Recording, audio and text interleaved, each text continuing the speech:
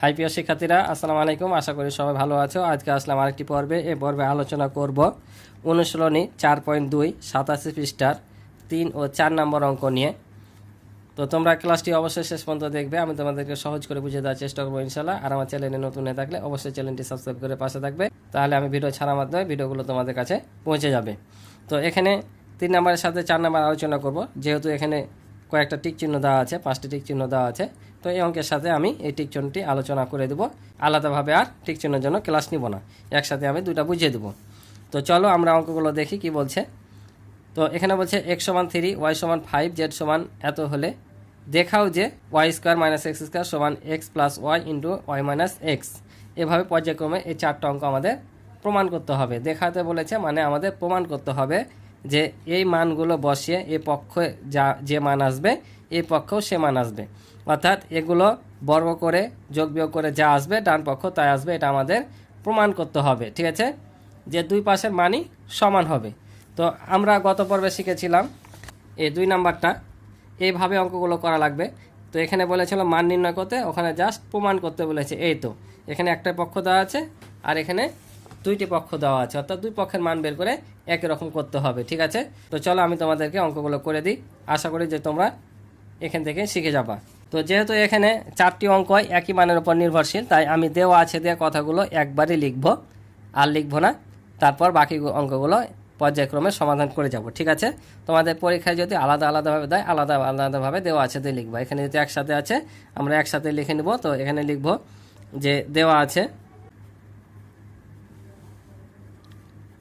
x সমান দেখো 3 দেওয়া আছে, বই দেখো তোমরা। y সমান দেওয়া আছে 5 আর z সমান দেওয়া আছে 2। এখন 1 নম্বরে আমরা প্রমাণ করব কি যে y square minus x square আর x plus y into y minus x, এটা প্রমাণ করতে হবে। তাহলে আমরা লিখব বাম পক্ষ y square minus x square. ঠিক আছে, তাহলে এখন যেখানে যেখানে এক্স আছে সেখানে সেখানে এক্সের মান বসাবো, যেখানে যেখানে ওয়াই আছে সেখানে সেখানে আমরা ওয়াইয়ের মান বসিয়ে দেবো। ঠিক আছে, তাহলে এখানে দেখো ওয়াইয়ের মান কত, ওয়াইয়ের মান 5, তাহলে আমি 5 দেবো। ওয়াইয়ের উপর কী আছে, স্কোয়ার আছে, তাহলে এই স্কোয়ারটাও এটার উপর বসে যাবে। এটা কিন্তু রাইট ভাবেও না, এটা কিন্তু 2। তোমরা চাইলে এভাবেও 2-এর মতো করে দিতে পারো। তো এটা কিন্তু এভাবে দেওয়া হয়, এটা কিন্তু 2। ঠিক আছে, ভাবি না যেটা রাইট। আবার এক্সের মান কত দেওয়া আছে, এক্সের মান দেওয়া আছে 3, তাহলে এখানে 3 দেবো, তারপর স্কোয়ার আছে আমরা স্কোয়ার দেবো। ঠিক আছে, তাহলে এখন কি করব, তাহলে এখন এই 5 স্কোয়ার মানে কি, এ 5 কয়বার আছে এখানে, অর্থাৎ এই ভিত্তিগুলোর ওপর সূচক অর্থাৎ ঘাত যত থাকে তার মানে বোঝায় যে এই সংখ্যাটা ততবার আছে, অর্থাৎ ততবার গুণ করতে হয়। ঠিক আছে, গত পর্বে আমি আলোচনা করেছিলাম এখানে 5 স্কোয়ার মানে হচ্ছে এখানে 5 2বার গুণ অবস্থায় আছে, অর্থাৎ 2বার 5 গুণ করতে হবে। এখানে 3-এর ওপর স্কোয়ার আছে মানে 3 গুণিত 3 আছে, অর্থাৎ এখানে যত থাকবে 3-এর ওপর যদি 4 থাকতো অর্থাৎ 4 বার 3 গুণ করতে হতো। ঠিক আছে, যত পাওয়ার থাকবে যে সংখ্যার ওপর সেই সংখ্যাটা ততবার গুণ করা বোঝায়। তাহলে বুঝতে পারছো যে 5-এর ওপর স্কোয়ার মানে 2বার 5 গুণ, তার মানে 5 পাচ্ছে 25। এটার ওপর স্কোয়ার মানে কত, 3 2বার গুণ, 3 3-কে 9। তাহলে 25 থেকে যদি আমরা 9 বাদ দিই কত হবে, 1 10 ধার নিলাম 15, 15 থেকে 9 বাদ দিলে 6, এখানে 1 দিয়ে দিলে 1 হলো, 2 থেকে 1 বাদ দিলে 1 16। তাহলে আমরা বাম পক্ষ এইটুকুর মান পেলাম 16।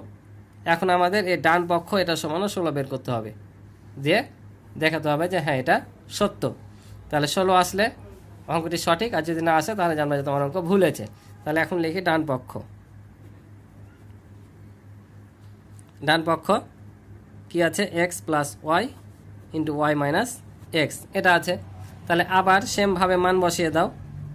ঠিক আছে, মান যদি বসাই আমরা তাহলে এক্সের মান কত 3 আর ওয়াইয়ের মান হচ্ছে 5, আবার ওয়াইয়ের মান হচ্ছে 5, এক্সের মান হচ্ছে 3।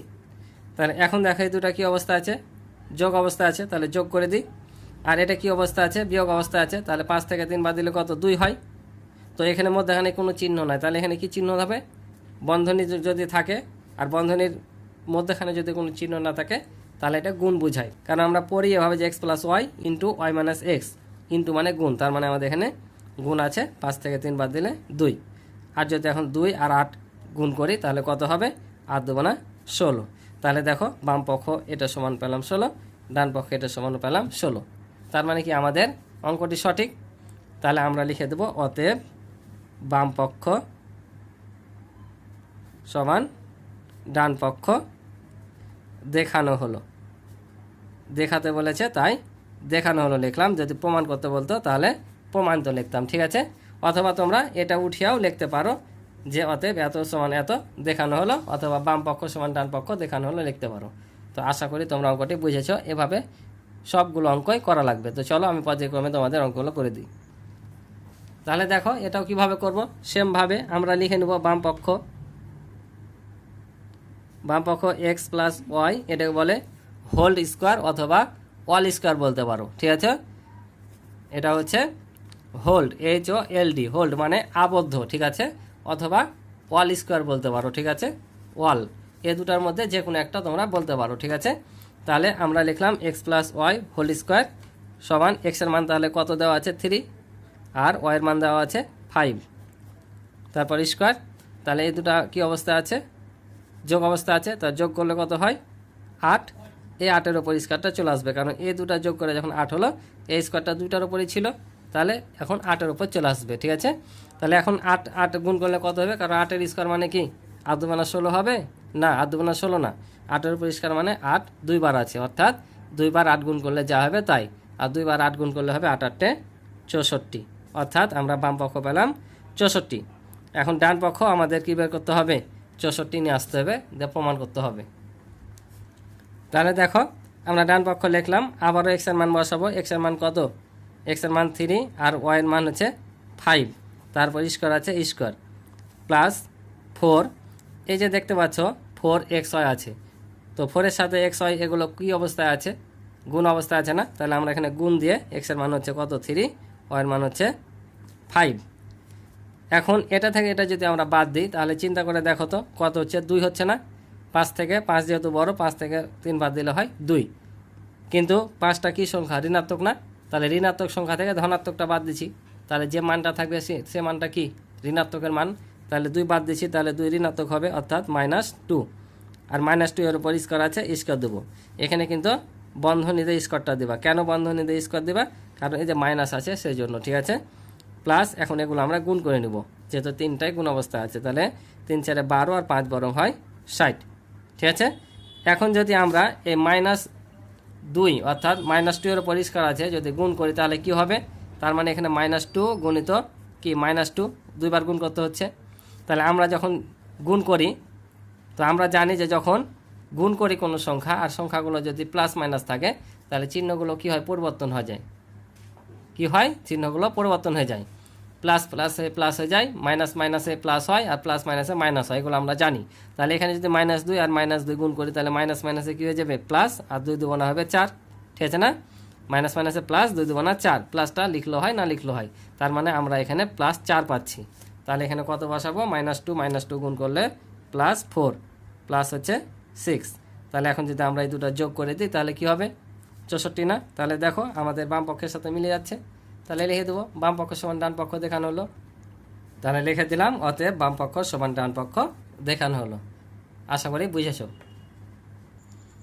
এবার 3 নম্বরটা দেখো, y plus z whole square সমান y square plus 2yz plus z square, এটা আমাদের প্রমাণ করতে হবে, ঠিক আছে। তাহলে আমরা এটা উঠে নিলাম, এখন মান বসিয়ে দেবো। তো ওয়াইয়ের মানে আমরা কি জানি 5, তোমরা বই দেখো, বই আমি বারবার নিয়ে আসছি না, বই দেখো তোমরা, 5 প্লাস জেডের মান দেওয়া আছে আমাদের এখানে 2, ঠিক আছে, 2 বসালাম, তার উপর স্কোয়ার আছে স্কোয়ার, তাহলে দুইটা কি যোগ অবস্থা আছে, যোগ করলে হবে 7, 5 আর 2 যোগ করলে হবে 7, আর এই যে স্কোয়ারটা এটার ওপর বসে যাবে, ঠিক আছে। তাহলে এখন 7 কবার গুণ করতে হবে 2 বার, তাহলে 7 7 কত হবে 49, তাহলে আমরা বাম পক্ষ পেলাম 49। এবার আমাদের ডান পক্ষটাও সেভাবে করতে হবে। তাহলে দেখো ডান পক্ষ আমরা উঠে নিলাম, আবারও মান বসাই, ওয়ের মান 5 তারপর স্কোয়ার প্লাস 2, ওয়ের মান 5 দিয়ে দিলাম, জেডের মান 2 গুণিত 2, আবার জেডের মান হচ্ছে 2, তারপর স্কোয়ার আছে আমরা স্কোয়ার বসিয়ে দিলাম, ঠিক আছে।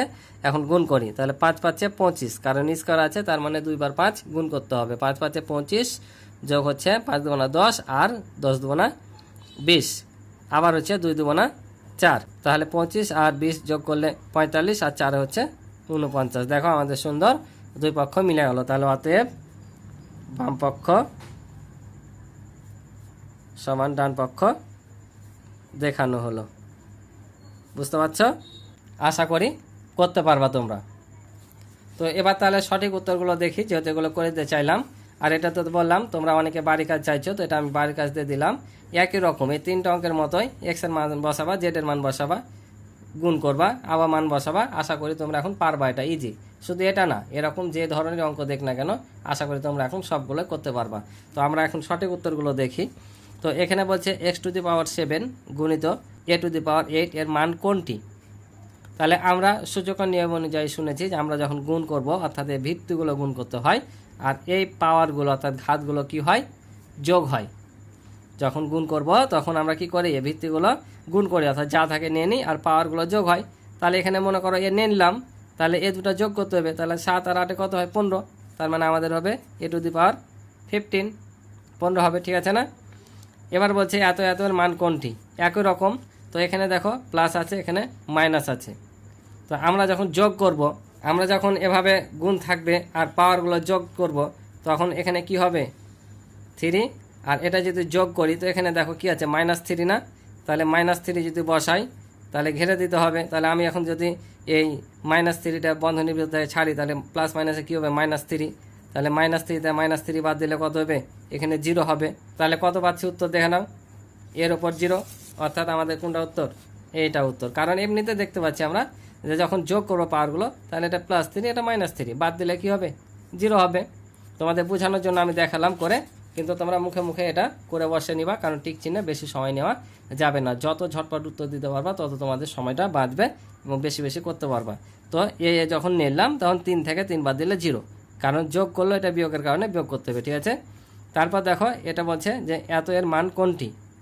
তাহলে আমরা শিখেছি, আমরা তো এখানে আর অঙ্ক করব না। আমাদের মূল উদ্দেশ্য হচ্ছে টিক চিহ্ন 1 মিনিট করে একটা টিক চিহ্নের সময় থাকে, আমাদের 1 মিনিটের মধ্যেই অঙ্ক কারেকশান করে এখানে বসাতে হবে, ঠিক আছে? এখানে আমাদের সলিউশন করে বসাতে হবে। তাহলে কিভাবে 1 মিনিটের মধ্যে পারবো সেটাই জানতে হবে, খাতা কলম না, ঠিক আছে?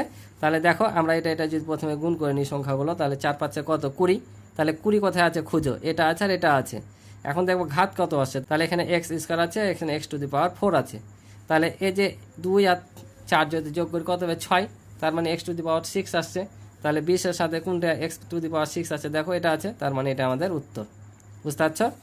এবার বলছে এত এর সূচক কোনটি? এখানে কিন্তু তোমরা ভালো করে একটা জিনিস লক্ষ্য করে রাখো, যে এখানে সূচক কোনটি বলেছে, এখানে কিন্তু মান নির্ণয় করতে বলেনি, সূচক বলেছে। তাহলে আমরা আগে এগুলো গুণ করে নেবো, যেভাবে গুণ করতে হয়। তো আমরা যদি এখন এক্সগুলো গুণ করি কি হবে? এখানে আছে 5টা, এখানে আছে 4টা, যোগ করলে কত হয়? 9টা। তার মানে এক্সের ওপর 9 এমন আসছে, এক্সের ওপর 9 আসছে। তো এখানে বলেনি যে মান নির্ণয় করো, মান বললে এটা উত্তর হতো, অর্থাৎ এটা। কিন্তু বলেছে এক্সের সূচক কোনটি। তো আমরা জানি এর নিচেরটা হচ্ছে ভিত্তি আর উপরেরটা হচ্ছে সূচক। তার মানে আমাদের সূচক কোনটা? 9। তাহলে উত্তর হবে আমাদের এখানে গ নাম্বার। মান বললে এটা হতো, যেহেতু সূচক বলেছে তাই সূচক হচ্ছে 9। যদি ভিত্তির কথা বলতো তাহলে এক্স হতো ভিত্তি। বুঝতে পারছো? এবার দেখো এত এর সূচক কোনটি? এবার বলছে 5 × a³ গুণিত a⁴ এর সূচক কোনটি? এখনও কিন্তু এর সূচক চেয়েছে, ঠিক আছে? তাহলে আমরা এর যদি গুণ করি তাহলে আবার কত হবে? 3 আর 5 8। তার মানে আমাদের সূচক কত? 8। এখানে কিন্তু এ 5-এর কোনো কাজ নাই, আমাকে বলেছে এর সূচক কোনটি। তাহলে এগুলোকে গুণ করে যা হবে সেটা হচ্ছে সূচক এর, ঠিক আছে? তাহলে আমরা এখানে 3 আর 5 যোগ করলে পাচ্ছি 8, তাহলে এর সূচক হচ্ছে 8। তো আশা করি তোমরা অঙ্কগুলো বুঝতে পারছো। তো আজকে এ পর্যন্ত ছিল এই পর্বের অঙ্ক। ভালো লাগলে অবশ্যই চ্যানেল সাবস্ক্রাইব করে আমার পাশে থাকবে এবং ভিডিওতে লাইক এবং কমেন্ট করে তোমাদের মতামতগুলো জানাবে, এবং কোন অনুসরণীয় অঙ্কগুলো তোমাদের প্রয়োজন সেটাও জানাতে পারো, আমি করে দেওয়ার চেষ্টা করবো ইনশাল্লাহ।